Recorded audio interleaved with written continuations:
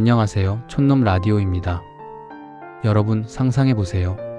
결혼 2년차 대출 끼고 겨우 내 집 하나. 마련에 우린 우리 힘으로 살자 다짐했는데 시댁은 돈이 많습니다. 땅, 건물, 현금, 자산. 그리고 어느 날 그 돈이 미끼처럼 우리 부부 앞에 던져집니다. 조건은 단 하나. 며느리 도리를 다해라.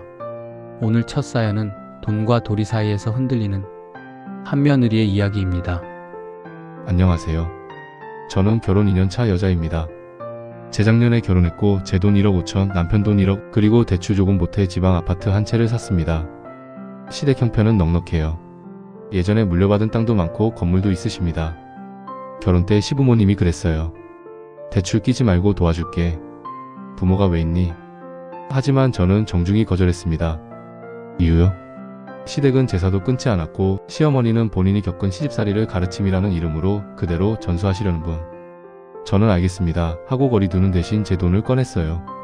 도움을 받으면 청구서가 따라온다는 걸 너무도 잘 알았거든요. 그런데 요즘 남편이 달라졌습니다. 재테크 영상 보고 건물 얘기를 꺼내고 월급으로는 한계라며 돈에 눈이 반짝입니다. 그러던 어느 날 시댁에서 몇 억 지원 얘기가 흘러나왔습니다. 저는 단호하게 말했어요. 받지 말자. 하지만 남편은 흔들렸고 얼마 지나지 않아 시부모님이 우리를 부르셨습니다. 시어머니의 첫마디. 지금 우리에게 있는 재산 때가 되면 천천히 물려줄 테니 알아서 잘들 해라. 저는 그 말을 똑바로 쳐다보며 물었습니다. 뭘요? 살짝 당황한 시어머니가 미소로 바꾸며 말하셨죠. 아유, 아들이랑 며느리 도리 얘기하는 거지. 서로 예의 지키고 어른 챙기고 제사도 잘 모시고 그 정도는 해야 재산도 예쁘게 흘러가지 않겠니? 저는 허하고 웃고 더는 말을 섞지 않았습니다. 집에 돌아오는 길 남편을 붙들고 말했어요. 우리 명의 집 하나 있으면 됐지. 왜 욕심을 내서 나를 그 말 듣게 만들어? 남편은 억울하다는 듯 말했습니다. 지금은 치사해도 그 돈이 얼마인데. 부모님 비위 좀 맞추면 좋은 날 오지 않겠어? 저는 터졌습니다. 무슨 비위를 맞추냐고. 내 한몸 건사하기도 벅찬데 100세 시대에 그분들이 정말 줄 것 같아? 줄듯 말듯 평생 약 올리다가 다 쓰고 가면 어쩔 건데. 그날 밤 시어머니에게 문자가 왔습니다. 다 너네 도와주려고 하는 일이니 감사한 마음으로 살길 바란다. 휴대폰을 내려놓고 저는 아주 천천히 숨을 들이마셨습니다. 돈은 선심처럼 주지만 대가는 요구하겠다는 말. 그 말이 벽처럼 서 있었습니다. 해설톤. 여러분, 여기서 핵심은 돈 그 자체가 아니라 그 돈을 건네는 방식과 조건입니다. 때가 되면 준다는 말은 사실상 평생 감시와 평생 숙제를 시작하겠다는 암시일지도 모릅니다. 여러분은 받는다 안 받는다 어느 쪽입니까? 다음날 남편이 말을 꺼냈습니다. 오버하지 말자. 어차피 우리도 이자 갚느라 빠듯하잖아. 도움받으면 숨통 트이잖아. 저는 숫자를 펼치며 말했죠. 우린 월 이자를 감당 중이고 생활비 구조도 나쁘지 않아. 다만 도리라는 어음은 만기가 없어. 계속 갚아야 해. 명절 풀세트, 제사 준비, 어른들 잔심부름, 때로는 내 직장과 건강까지 맞바꿔야 할 수도 있어. 게다가 줄듯 말듯 보류시키면 우린 평생 눈치만 보다가 끝날 수도 있어. 남편은 고개를 기울였습니다. 그래도 결국 우리 위해 써주실 거야. 저는 조용히 물었습니다. 그 약속 문서로 받았어? 남편의 눈빛이 흔들립니다. 여러분, 선의로 시작된 돈이 관계를 줄 세우는 끈이 되는 순간이 있습니다. 지금 이 부부는 경제적 해방을 택할지 관계적 안락을 택할지 갈림길에 서 있어요. 여러분이라면 어떻게 하시겠습니까? 시어머니의 문자가 온 뒤 저는 예시문을 적기 시작했습니다. 그날 밤 남편에게 읽어줬어요. 어머니, 저희는 대출 포함해서 저희 책임으로 집을 마련했고 앞으로도 그 원칙을 지키고 싶습니다. 도움의 마음은 감사하지만 조건과 기대가 붙는 도움은 저희 부부가 감당하기 어렵습니다. 제사돌 본병원 모심 같은 문제는 돈으로 해결될 사안이 아니고 저희 시간과 건강의 영역이라 신중히 접근하고 싶습니다. 남편은 말했습니다. 그렇게까지 딱 잘라야 해? 저는 답했죠. 그래. 경계는 부드럽게, 표현은 명확하게. 그 다음날 시어머니께 전화가 왔습니다. 스피커폰. 시어머니 너무 각박하게 살지 말아라.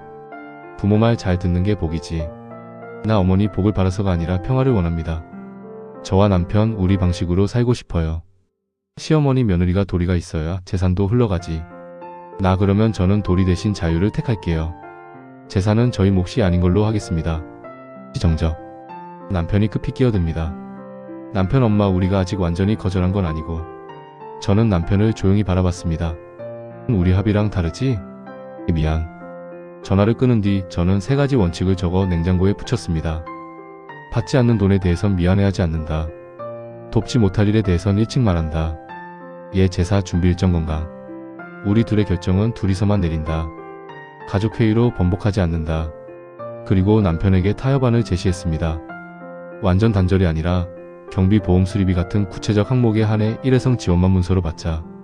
조건 기대 없다는 확약까지. 그게 아니면 전부 거절. 남편은 긴 한숨 끝에 고개를 끄덕였고 우리는 같은 팀이 되었습니다. 여러분, 돈감사라는 프레임이 돈권력으로 바뀌는 순간을 조심해야 합니다. 가족이라도 계약을 나쁘게 보지 마세요.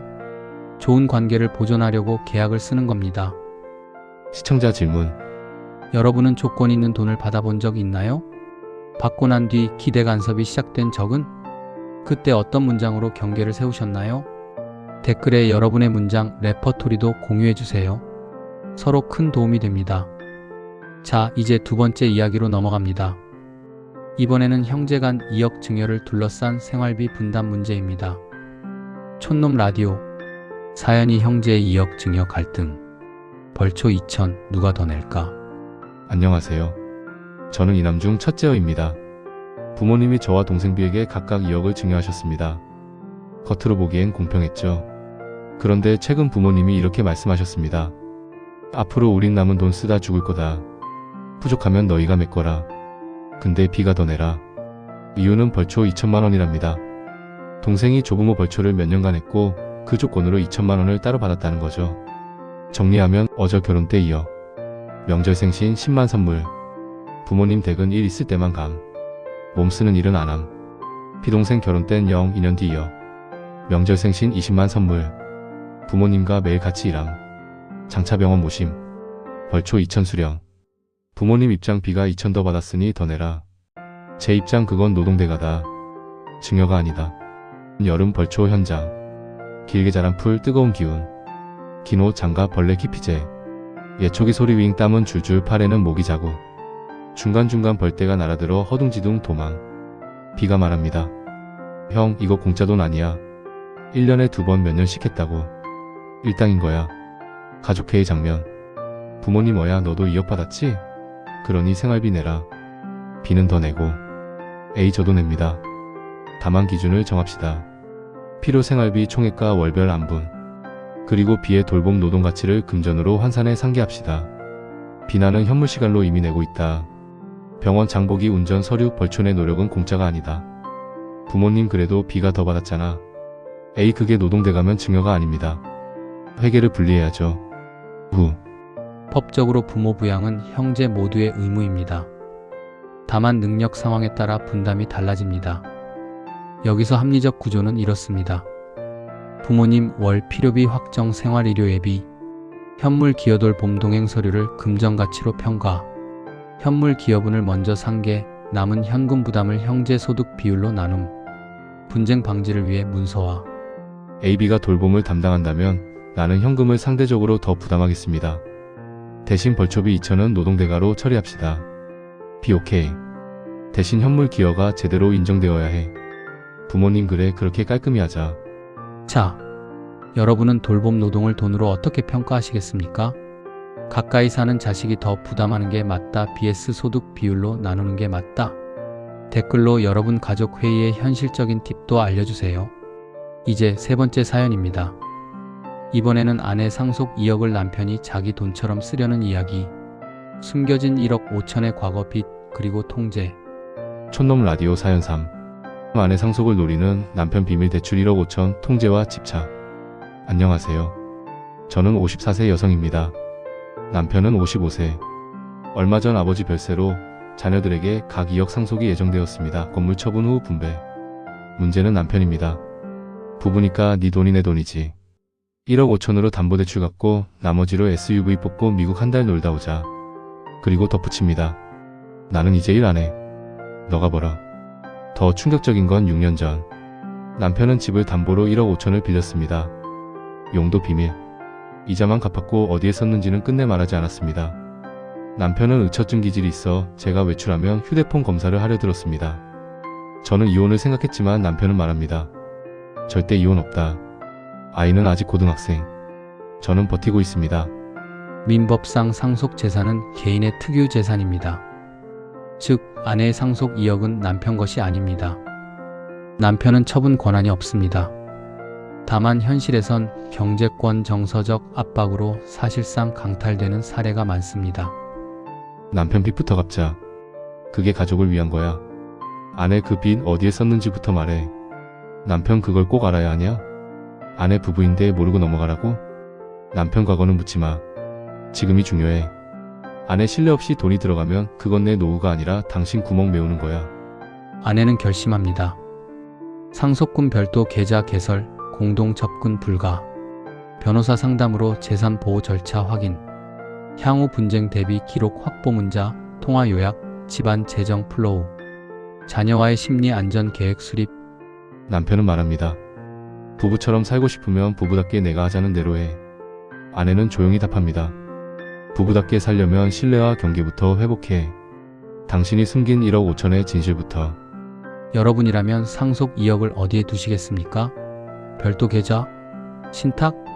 과거 비밀 빚을 밝히지 않는 배우자에게 돈을 내주실 건가요? 아이를 생각해 참는 게 답일까요?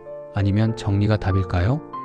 사랑이 사라진 자리에 남는 건 돈과 권력과 공포일 때가 많습니다.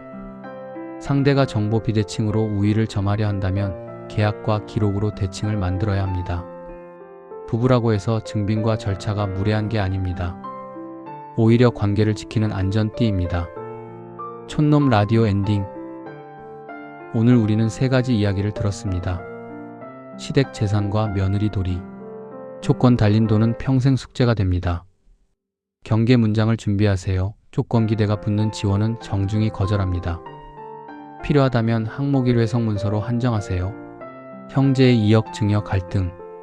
돌봄 노동은 돈으로도 값을 매겨야 공정합니다. 현물 시간 vs 현금을 상계하고 소득 비율로 나머지 분담을. 표준 운영은 문서화가 답. 아내 상속과 남편이 집착. 상속 재산은 개인 고유 재산. 사랑과 권리는 다릅니다.